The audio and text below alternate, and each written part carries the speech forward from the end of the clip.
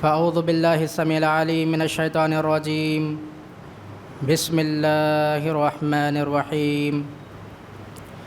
يا أيها الذين آمنوا اتقوا الله حق تقاته ولا تموتن إلا وأنتم مسلمون.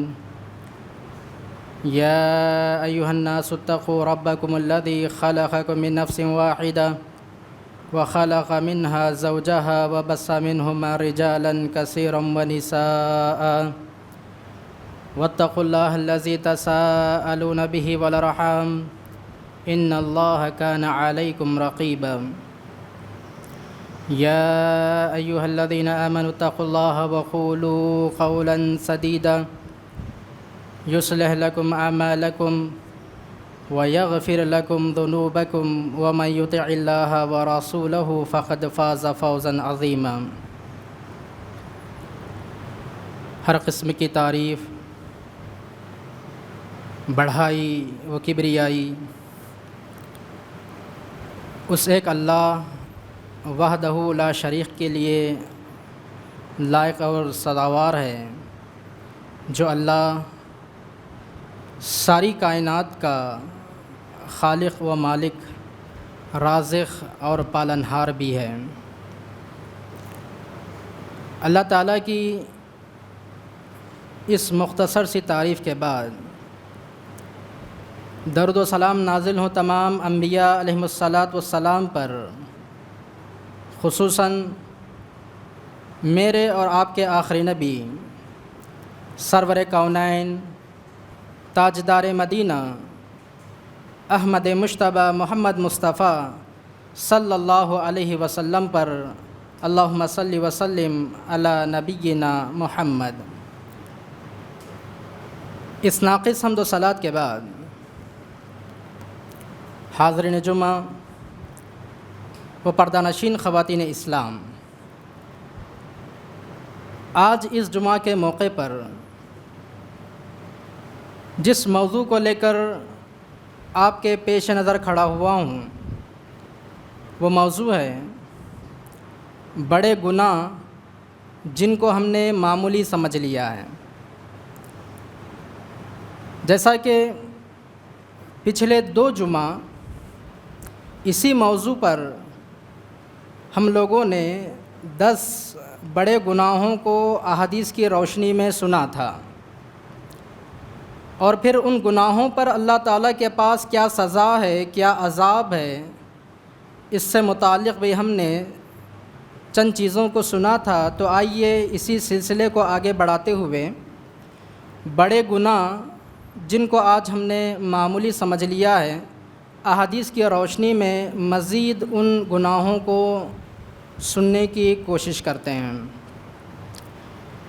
بڑے گناہوں کی اگر ہم بات کریں جنہیں گناہ کبیرہ کہا جاتا ہے، یعنی ایسے گناہ جن پر اللہ سبحانہ و تعالیٰ سخت سے سخت سزا دینے والا ہے، ان گناہوں میں 10 گناہوں کے بعد 11ویں نمبر پر جو گناہ آتا ہے، نمازی کے آگے سے گزرنا۔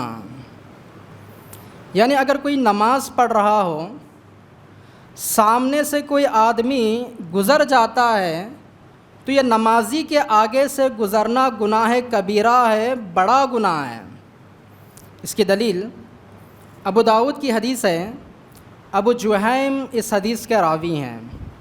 عن ابی جہیم رضی اللہ تعالی عنہ قال قال رسول اللہ صلی اللہ علیہ وسلم لو يعلم المار بین یدی المصلی ماذا علیہ لکان ان یقف 40 خیرا له من ان یمر بین یدیہ۔ رسول اکرم صلی اللہ علیہ وسلم فرماتے ہیں کہ جو بھی آدمی کسی نمازی کے آگے سے گزرتا ہے، اگر وہ جان لے کہ نمازی کے آگے سے گزرنے پر کیا عذاب دیا جانے والا ہے، اگر وہ جان لے کہ اس کو کیا سزا ملنے والی ہے، تو وہ گزرنے والا آدمی 40 تک وہیں پر کھڑا رہنا، انتظار کرنا پسند کرے گا۔ یہاں پر اس حدیث میں صرف اللہ کے رسول صلی اللہ علیہ وسلم نے 40 کا تذکرہ کیا۔ اب محدثین کہتے ہیں کہ 40 سے مراد 40 دن بھی ہو سکتے ہیں، 40 سے مراد 40 ہفتے بھی ہو سکتے ہیں، 40 سے مراد 40 مہینے بھی ہو سکتے ہیں، اور 40 سے مراد 40 سال بھی ہو سکتے ہیں۔ تو ذرا غور کیجئے، نمازی کے آگے سے گزرنے کا جو گناہ یہاں پر جو بتایا گیا، 40 سال تک انسان وہیں پر کھڑا رہنا پسند کرے گا، وہ انسان جس کو گزرنے پر کل قیامت کے دن عذاب دیا جائے گا۔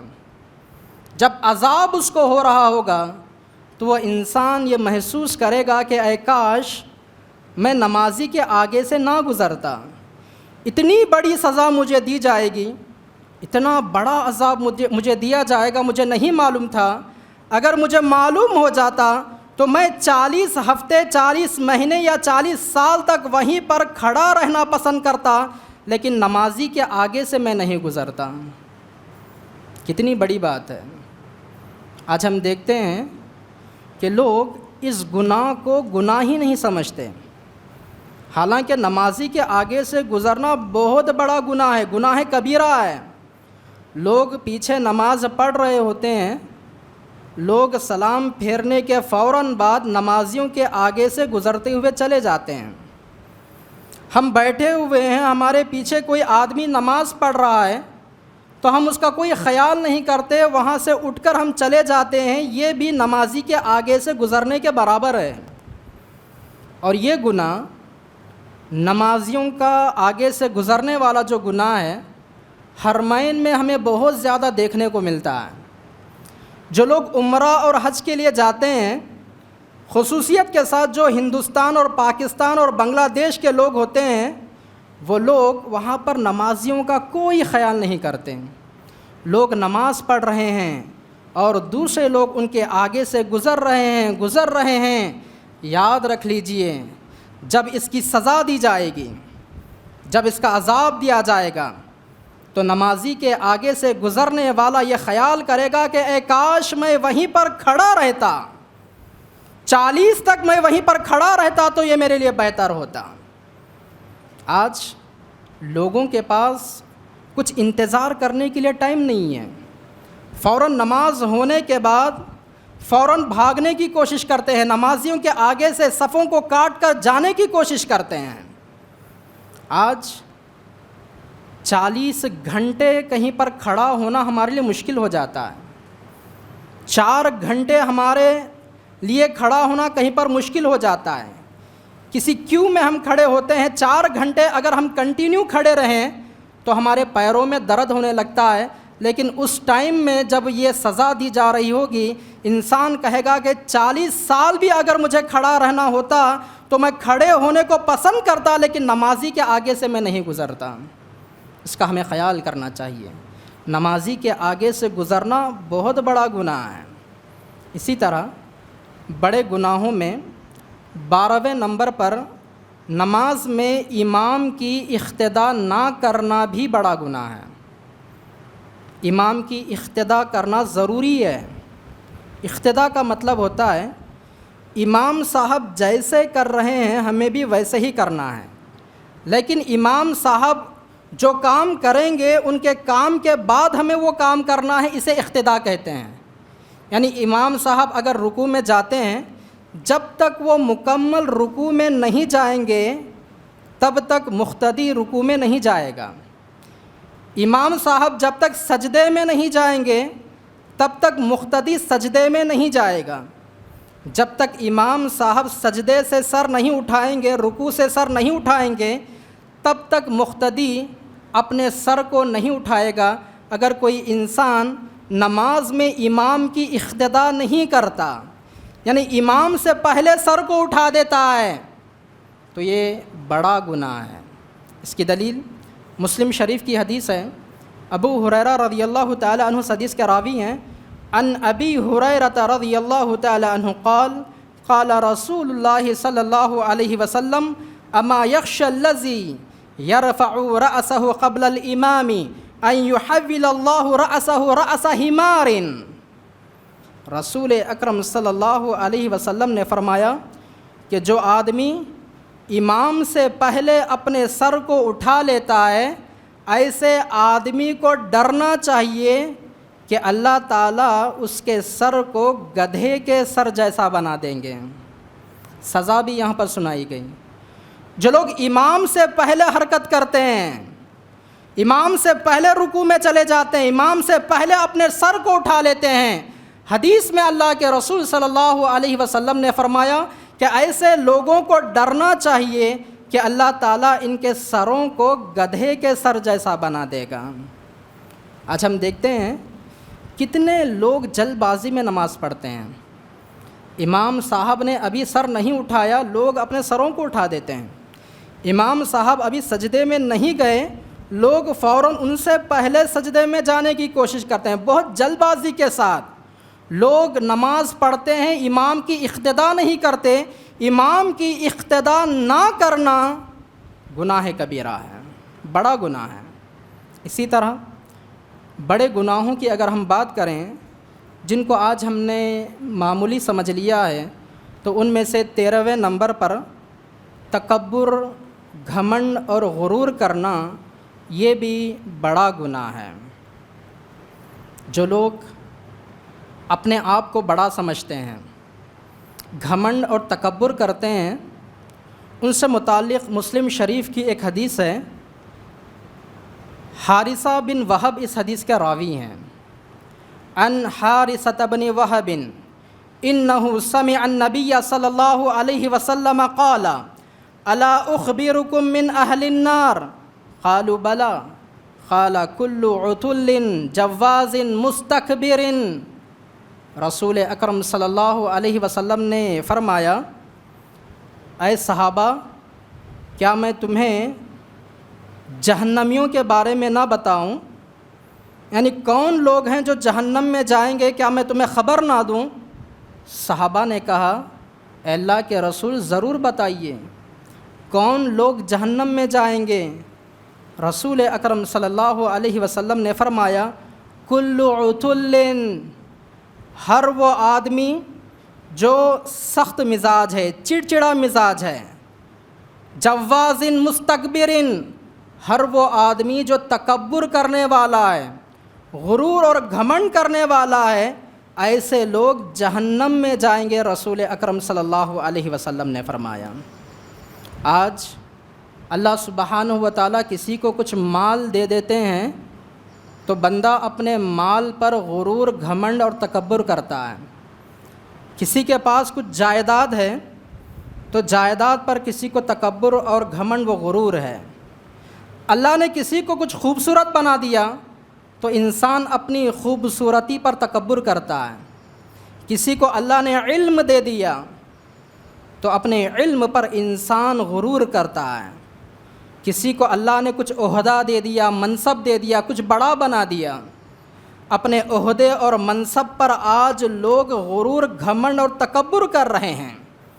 یاد رکھ لیجئے، جو لوگ غرور اور تکبر کرتے ہیں، ایسے لوگوں کے بارے میں ترمذی کی حدیث میں کہا گیا، ابو ہریرہ رضی اللہ تعالیٰ عنہ حدیث کے راوی ہیں، اللہ کے رسول صلی اللہ علیہ وسلم فرماتے ہیں، تکبر کرنے والوں کو شدید عذاب دینے کے لیے جہنم خود اعلان کرے گی۔ جہنم پکار پکار کر ان لوگوں کو بلائے گی، اپنے اندر سمونے کی کوشش کرے گی جو لوگ دنیا میں گھمنڈ اور غرور کیا کرتے تھے۔ رسول اکرم صلی اللہ علیہ وسلم نے فرمایا کہ جہنم سے ایک لمبی گردن نکلے گی، ایک لمبی گردن، جس کے 2 آنکھ ہوں گے جس سے وہ دیکھے گی، جس کے 2 کان ہوں گے جس سے وہ سنے گی، جس کی زبان ہوگی جس سے وہ بات کرے گی، اور وہ لمبی گردن یعنی جہنم کا جو ایک طبقہ ہوگا وہ اپنے اندر ان لوگوں کو بلانے کے لیے اعلان کرے گی کہ تم لوگ دنیا میں تکبر کیا کرتے تھے، تم لوگ دنیا میں گھمنڈ کیا کرتے تھے، آؤ آج میرے اندر آ جاؤ۔ جہنم کی سخت سے سخت سزا ان تکبر کرنے والے لوگوں کو دی جائے گی۔ اتنا ہی نہیں، تکبر اتنا بڑا گناہ ہے، ترمذی کی حدیث میں آتا ہے، عمر بن شعیب اس حدیث کے راوی ہیں، وہ کہتے ہیں کہ رسول اکرم صلی اللہ علیہ وسلم نے فرمایا کہ تکبر کرنے والے لوگوں کو کل قیامت کے دن اللہ سبحانہ و تعالیٰ ان کو ذلیل اور رسوا کرنے کے لیے چونٹی بنا دے گا۔ جو لوگ دنیا میں گھمنڈ کرتے تھے، غرور کرتے تھے، اللہ تعالیٰ ان کو چونٹی بنا دے گا اور ان لوگوں کو جہنم کی ایک جیل کے پاس لایا جائے گا، اور اس جیل کا تذکرہ اللہ کے رسول نے کیا۔ بولس نام کا وہ جیل ہوگا جو انتہائی بھڑکتی ہوئی آگ کا ہوگا۔ اس بولس جیل میں ان لوگوں کو ڈال دیا جائے گا، گرم گرم آگ ہوگی، دہکتی ہوئی آگ ہوگی۔ پھر رسول اکرم صلی اللہ علیہ وسلم نے فرمایا کہ دنیا میں تکبر کرنے والے لوگوں کو اس جگہ پر، اس جیل میں، بولس میں، جہنمیوں کے جسم سے نکلنے والا خون، جہنمیوں کے جسم سے نکلنے والا خون، جہنمیوں کے جسم سے نکلنے والا پیپ ان لوگوں کو پلایا جائے گا جو دنیا میں گھمنڈ اور تکبر کیا کرتے تھے۔ کتنی بڑی سزا ہے۔ آج ہم بہت ہی ناز کرتے ہیں اپنے خاندان پر، آج ہم ناز کرتے ہیں اپنے بلڈنگوں پر، بہت زیادہ گھمنڈ اور تکبر کے ساتھ ہم جینا پسند کرتے ہیں۔ تکبر کرنے والے لوگوں سے متعلق قرآن مجید نے بھی بیان کیا۔ سورہ نحل کی آیت نمبر 23 میں کہا گیا، اِنَّهُ لَا يُحِبُّ الْمُسْتَكْبِرِينَ، بے شک اللہ سبحانہ و تعالیٰ تکبر کرنے والے لوگوں کو پسند نہیں کرتا۔ اور ایک حدیث میں اللہ کے رسول صلی اللہ علیہ وسلم فرماتے ہیں، اللہ نے کہا کہ یہ تکبر میری چادر ہے، یعنی تکبر کرنا میرے لیے زیبا ہے، میں ہی اس کے لائق ہوں، میں ہی تکبر کر سکتا ہوں۔ اگر کوئی میری چادر کو اتارے گا، اگر کوئی میری چادر کو اتارے گا، یعنی اگر کوئی یہ میری صفت اپنائے گا، اپنے اندر غرور، گھمنڈ اور تکبر پیدا کرے گا، تو میں اس کو جہنم رسید کر دوں گا، اللہ سبحانہ و تعالیٰ اس حدیث قدسی میں بیان فرماتے ہیں۔ اسی لیے تکبر جو بڑا گناہ ہے، گناہ کبیرہ ہے، اس کا ہمیں خیال کرنا چاہیے، اسے ہمیں معمولی نہیں سمجھنا چاہیے۔ اسی طرح گناہ کبیرہ کی اگر ہم بات کریں تو 14ویں نمبر پر ریاکاری، یہ بھی بڑا گناہ ہے۔ محدثین نے جو گناہ کبیرہ کی لیسٹ بتائی ہے، اس لیسٹ میں ریاکاری کو بھی گناہ کبیرہ قرار دیا گیا، بڑا گناہ قرار دیا گیا۔ ریاکاری یعنی دکھاوا، جو بھی ہم کام کرتے ہیں کسی کو دکھانے کے لیے ہم کریں گے۔ نماز پڑھتے ہیں دکھانے کے لیے، روزہ رکھتے ہیں دکھانے کے لیے، حج اور عمرہ کرتے ہیں کسی کو دکھانے کے لیے، صدقہ و خیرات کرتے ہیں کسی کو دکھانے کے لیے۔ تو ریاکاری کے بارے میں جو احادیث میں آتا ہے اس کو بھی ہم سنتے چلتے ہیں۔ مسلم شریف کی حدیث ہے، ابن عباس رضی اللہ تعالیٰ عنہ حدیث کے راوی ہیں۔ عن ابن عباس رضی اللہ تعالیٰ عنہ قال قال رسول اللہ صلی اللہ علیہ وسلم من سمع اللہ بہ ومن رعایا رعایا اللہ بہ۔ رسول اکرم صلی اللہ علیہ وسلم نے فرمایا کہ جو بھی آدمی دنیا میں کسی کو سنانے کے لیے کوئی نیکی کرتا تھا تو اللہ تعالیٰ قیامت کے دن سارے لوگوں کے سامنے اس کے گناہوں کو سنائے گا، اس کے عیبوں کو سنائے گا۔ ومن رعایا، اور جو آدمی کسی کو دکھانے کے لیے کوئی نیکی کرتا تھا، رعائی اللہ بہ، تو اللہ سبحانہ و تعالیٰ کل قیامت کے دن سارے لوگوں کے سامنے اس کے عیب اور گناہوں کو لوگوں کے سامنے دکھائے گا۔ آج ہر عمل میں ہمارے اندر ریاکاری آ چکی ہے۔ کوئی بھی عبادت ہماری ریاکاری سے خالی نہیں ہے، حالانکہ ریاکاری کو شرک کہا گیا ہے۔ شرک کے جو اقسام ہیں، شرک کی جو کیٹیگریز ہیں، اس میں سے ایک کیٹیگری ریاکاری کو بھی کہا گیا ہے، دکھاوے کو کہا گیا ہے۔ اور پھر ریا کرنے والوں کا جو انجام ہوگا، دکھاوا کرنے والوں کا جو انجام ہوگا، مسلم شریف کی حدیث میں بیان کیا گیا۔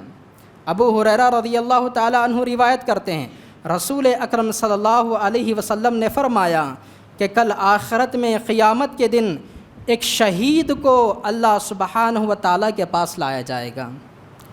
شہید کے سامنے اللہ سبحانہ و تعالیٰ اپنی نعمتوں کا تذکرہ کریں گے۔ میں نے تجھے فلاں نعمت عطا کی تھی، میں نے تجھے یہ دیا تھا، میں نے تجھے وہ دیا تھا، اور وہ شہید، وہ بندہ اللہ کے سامنے اپنی نعمتوں کا اعتراف کرے گا، اپنی نعمتوں کو قبول کرے گا۔ پھر اللہ سبحانہ و تعالیٰ اس شہید سے کہیں گے کہ میں نے تجھ کو جو نعمتیں عطا کی تھیں، ان نعمتوں کا شکریہ ادا کرنے کے لیے تو نے کیا عمل کیا دنیا میں؟ ان نعمتوں کا شکریہ ادا کرنے کے لیے تو نے کیا کام کیے؟ شہید کہے گا کہ اے اللہ، میں جنگ میں حاضر ہوا، میں نے جہاد کیا، یہاں تک کہ میں شہید ہو گیا، تیری خاطر میں نے جہاد کیا، میں شہید ہو گیا۔ اللہ سبحانہ و تعالیٰ کہیں گے کہ نہیں، تو جھوٹ کہہ رہا ہے، تو وہاں پر جنگ میں اس لیے شریک ہوا تھا کہ لوگ تجھے مجاہد کہیں، لوگ تجھے بہادر کہیں، دکھاوے کے لیے تو نے وہاں پر اس جنگ میں اپنی شرکت کو کیا۔ اللہ سبحانہ و تعالیٰ فرشتوں کو حکم دیں گے کہ اس شہید کو منہ کے بل گھسیٹتے ہوئے جہنم کی آگ میں ڈال دیا جائے۔ غور کیجئے، آدمی شہید ہے، جنگ میں شریک ہو کر اس نے اپنی جان کو قربان کر دیا، لیکن ویسے آدمی کو بھی منہ کے بل گھسیٹ کر اس کو جہنم میں ڈالا جا رہا ہے۔ کیوں؟ اس لیے کہ اس کے عمل میں دکھاوا تھا، اس کے عمل میں ریاکاری تھی۔ پھر اسی حدیث میں رسول اکرم صلی اللہ علیہ وسلم بیان فرماتے ہیں کہ اللہ سبحانہ و تعالیٰ کے پاس ایک حافظ قرآن کو، ایک عالم کو لایا جائے گا، اور پھر اللہ سبحانہ و تعالیٰ اس حافظ قرآن کے سامنے، اس عالم کے سامنے اپنی نعمتوں کا تذکرہ کریں گے۔ وہ آدمی ان نعمتوں کو قبول کرے گا، اس کا اعتراف کرے گا۔ اللہ سبحانہ و تعالیٰ کہیں گے کہ میری ان دی ہوئی نعمتوں پر ان کا شکریہ ادا کرنے کے لیے تو نے کون سا عمل کیا تھا؟ وہ حافظ قرآن، وہ عالم دین کہے گا کہ اے اللہ، میں نے اچھی آواز میں تیرے قرآن کو لوگوں کو پڑھ کر سنایا ہے، میں نے علم سیکھا اور لوگوں کو سکھایا ہے۔ اللہ کہیں گے کہ تو جھوٹ کہہ رہا ہے، تو نے تو قرآن کو اس لیے پڑھا تھا کہ لوگ تجھے قاری قرآن کہیں، تو نے تو علم کو اس لیے پھیلایا تھا کہ لوگ تجھے بڑا عالم کہیں، تیرے اندر ریاکاری تھی، دکھاوا تھا، لوگوں کی واہ واہ چاہنے کے لیے تو نے یہ کام کیا تھا۔ اللہ سبحانہ و تعالیٰ فرشتوں کو حکم دیں گے کہ منہ کے بل گھسیٹتے ہوئے اس کو جہنم کی آگ میں ڈال دیا جائے۔ اور پھر اللہ سبحانہ و تعالیٰ کے پاس ایک تیسرا شخص بھی وہاں پر لایا جائے گا۔ رسول اکرم فرماتے ہیں کہ جو انسان دنیا میں بہت زیادہ صدقہ و خیرات کرتا تھا، اپنا روپیہ پیسہ خرچ کیا کرتا تھا، اس آدمی کو وہاں پر لایا جائے گا، اور اللہ تعالیٰ اپنی نعمتوں کا تذکرہ اس کے سامنے کریں گے۔ وہ آدمی اپنی نعمتوں کو قبول کرے گا۔ اللہ سبحانہ و تعالیٰ کہیں گے کہ میری ان نعمتوں پر ان کا شکریہ بجا لانے کے لیے تو نے کیا عمل کیا تھا؟ وہ آدمی کہے گا کہ اے اللہ، جو کچھ تو نے دیا تھا میں اس میں سے صدقہ و خیرات کرتا تھا، میں غریبوں کا خیال کرتا تھا، میں مسکینوں کا خیال کرتا تھا، میں بہت ہی زیادہ روپیہ پیسہ دینے والا تھا۔ اللہ سبحانہ و تعالیٰ کہیں گے کہ تو جھوٹ کہہ رہا ہے، تو نے تو صدقہ و خیرات اس لیے کیا کہ لوگ تجھے سخی کہیں، لوگ تجھے فیاض کہیں، لوگ تجھے بڑا خرچہ کرنے والا کہیں، لیکن تیرے اندر ریاکاری تھی، تیرے اندر دکھاوا تھا۔ اللہ سبحانہ و تعالیٰ فرشتوں کو حکم دیں گے کہ اس آدمی کو بھی منہ کے بل گھسیٹتے ہوئے جہنم میں ڈال دیا جائے۔ اس حدیث میں جو 3 لوگوں کا تذکرہ کیا گیا ہے، ذرا غور کیجئے۔ یہ لوگ بہت ہی بڑے بڑے عمل کرنے والے، حافظ قرآن بہت بڑا عمل ہے، عالم دین بننا، علم کو پھیلانا بہت ہی بہترین عمل ہے، جنگ میں شریک ہو کر شہید ہو جانا بہت ہی بہترین عمل ہے، اپنے مال کو، اپنے روپے پیسے کو خرچہ کرنا اللہ کی راہ میں بہت ہی بہترین عمل ہے، لیکن اتنا بہترین عمل کرنے کے باوجود چونکہ ان کے اندر ریاکاری تھی، چونکہ ان کے اندر دکھاوا تھا، اسی لیے اللہ سبحانہ و تعالیٰ ان لوگوں کو جہنم رسید کر دے گا۔ ریاکاری یہ گناہ کبیرہ ہے۔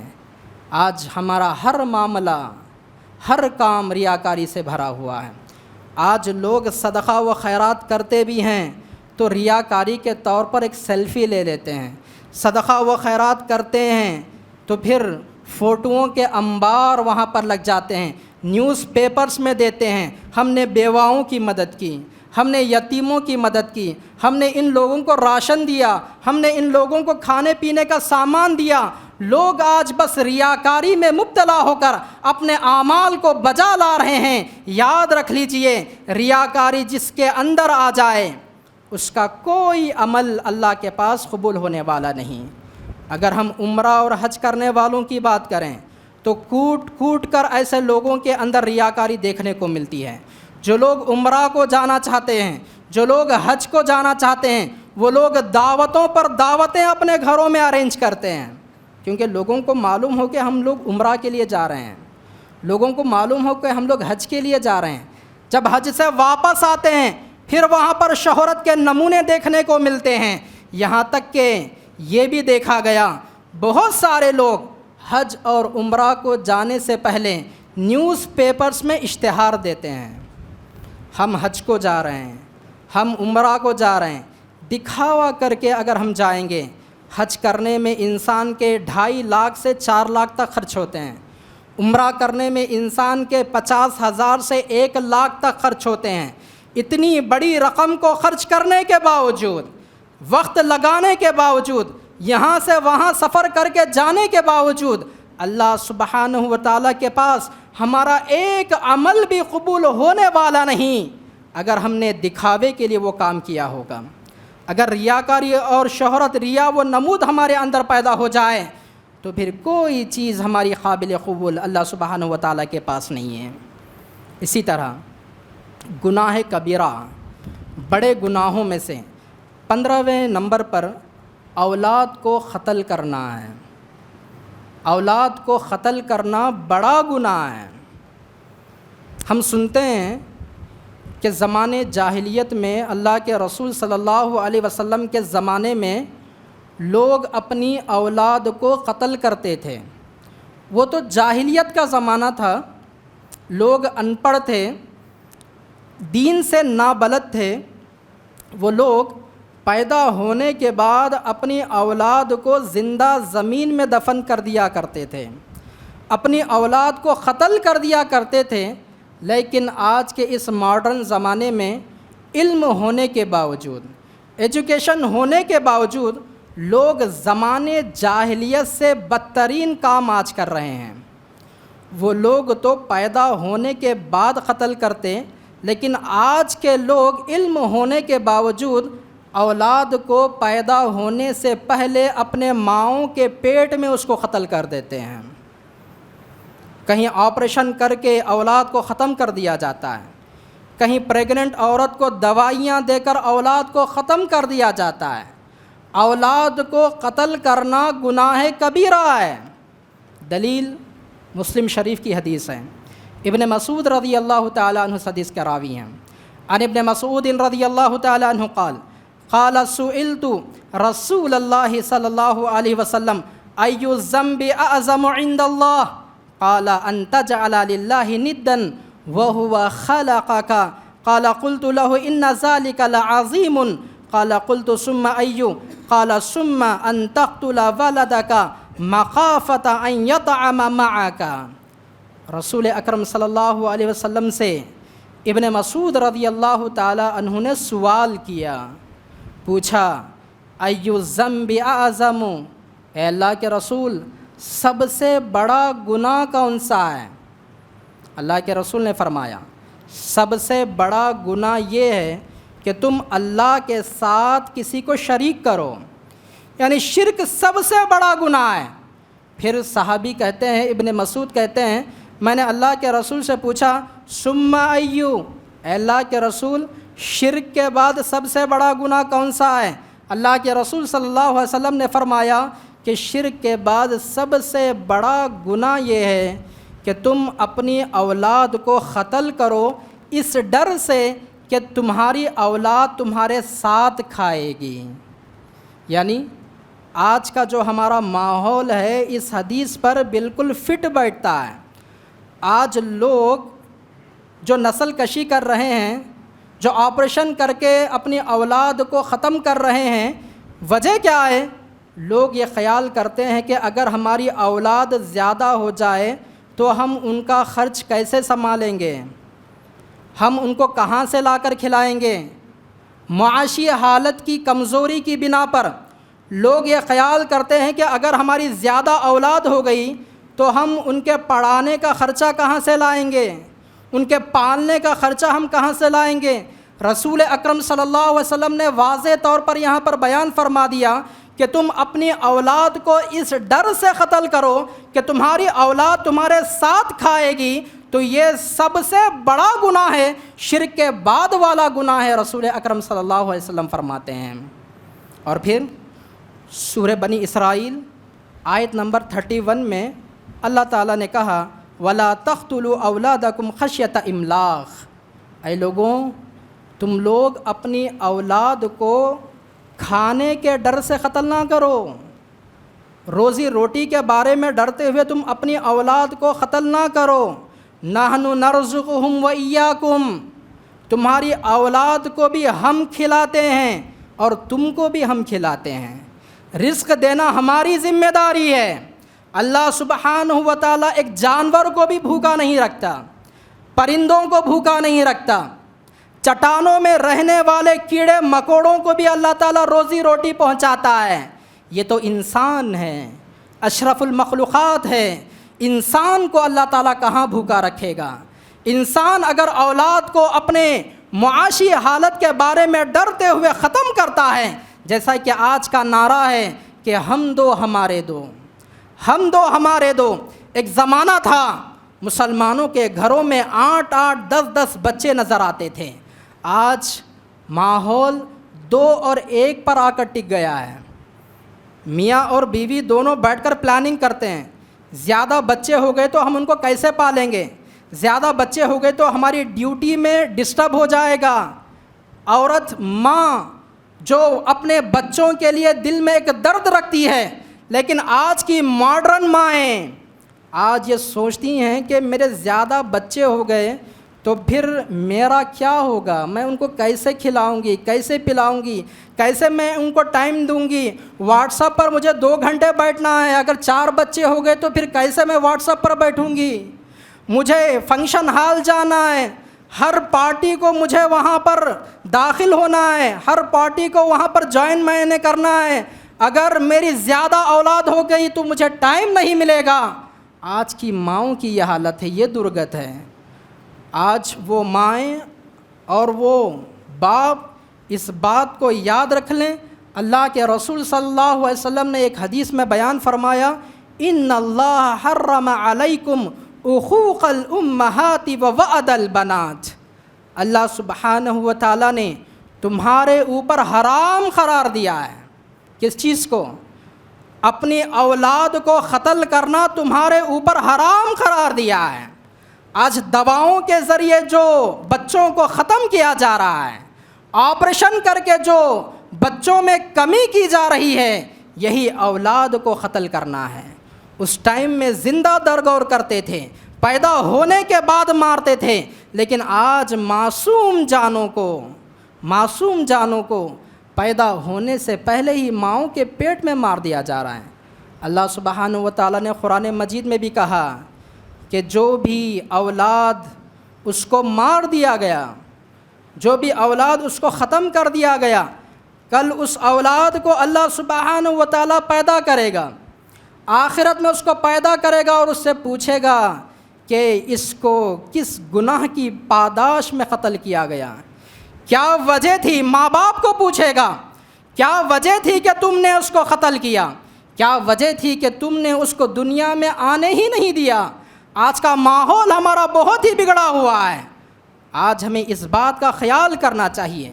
والدین کو چاہیے کہ اس بارے میں بیٹھ کر فکر کریں، روزی روٹی دینا اللہ کے ہاتھ میں ہے، ہمارے چاہے جتنی بھی اولاد ہو پالنا اللہ کے ہاتھ میں ہے، ہر چیز کا مالک اللہ سبحانہ و تعالی ہے۔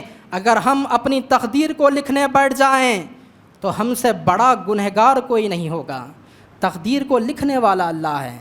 ہماری پیدا ہونے والی اولاد کیا کھائے گی، ہماری پیدا ہونے والی اولاد کیا کمائے گی، ہماری پیدا ہونے والی اولاد کہاں پر اپنی زندگی بسر کرے گی، یہ سب پورا معاملہ اللہ سبحانہ و تعالیٰ کے حوالے ہے۔ اللہ تعالیٰ ہی تقدیر کو لکھتے ہیں، اللہ ہی تقدیر کو بناتے ہیں، لیکن آج کے انسان نے اللہ کی اس صفت کو اپنے ہاتھ میں لے لیا۔ آج انسان اپنی تقدیر لکھتا ہے، کہتا ہے کہ اولاد اگر ہو گئی تو ہمارا کیا ہوگا۔ بہت سے لوگ کچھ ایسی چیزوں کو بھی استعمال کرتے ہیں جس سے اولاد رک جاتی ہے، ہرگز نہیں، حرام ہے یہ چیزیں، گناہ کبیرہ ہے اولاد کو قتل کرنا اور ان کو ختم کرنا۔ تو یہ آج کے اس خطبہ جمعہ میں 5 مزید بڑے گناہوں کا تذکرہ آپ کے سامنے کیا گیا ہے۔ اللہ سے دعا ہے کہ اللہ سبحانہ و تعالیٰ کہنے والے کو کہنے سے زیادہ اور سننے والوں کو سننے سے زیادہ عمل کرنے کی توفیق عنایت فرمائیں۔ اللہ سے دعا ہے کہ اللہ تعالیٰ ہمیں ہر شرک سے بچائے، ہر بدعت سے بچائے، ہر گمراہی سے بچائے، ہر برے حادثے سے ہماری حفاظت فرمائیں۔ اللہ سے دعا ہے ہمیں جہنم کی آگ سے بچائیں، جہنم کے سانپ اور بچھوؤں سے بچائیں، خبر کے کیڑے مکوڑوں سے بچائیں، جنت الفردوس میں اعلیٰ مقام عطا فرمائیں۔ دنیا کے جس کونے میں جہاں بھی مسلمان پریشان حال ہیں اللہ تعالیٰ ان کی پریشانیوں کو دور فرمائیں۔ دنیا کے جس کونے میں جہاں بھی مسلمان بے روزگار ہیں اللہ تعالیٰ ان کے لیے روزی روٹی کا انتظام کر دیں۔ دنیا کے جس کونے میں جہاں بھی مسلمان بیمار ہیں اللہ تعالیٰ انہیں شفائے کاملہ عاجلہ عطا فرمائیں۔ دنیا کے جس کونے میں جہاں بھی مسلمانوں کو ستایا جا رہا ہے، جہاں بھی مسلمانوں کو مارا جا رہا ہے اللہ تعالیٰ ان غیر مسلموں کو یا تو ہدایت دے یا پھر ان کو نیست و نابود کر دے۔ اللہ تعالیٰ ہم مسلمانوں کے اندر اتحاد و اتفاق پیدا کریں، ہم تمام لوگوں کو قرآن اور حدیث پر عمل کرنے والا بنائیں، اللہ اور اللہ کے رسول صلی اللہ علیہ وسلم کے بتائے ہوئے طریقے پر اپنی زندگی کو گزارنے والا بنائیں۔ دنیا میں بھی ہمیں بھلائی عطا کریں، آخرت میں بھی ہمیں بھلائی عطا کریں، اور مرنے سے پہلے ہمیں سدھر جانے والا بنائیں۔ آمین ثم آمین، وآخر دعوانا ان الحمد للہ رب العالمین۔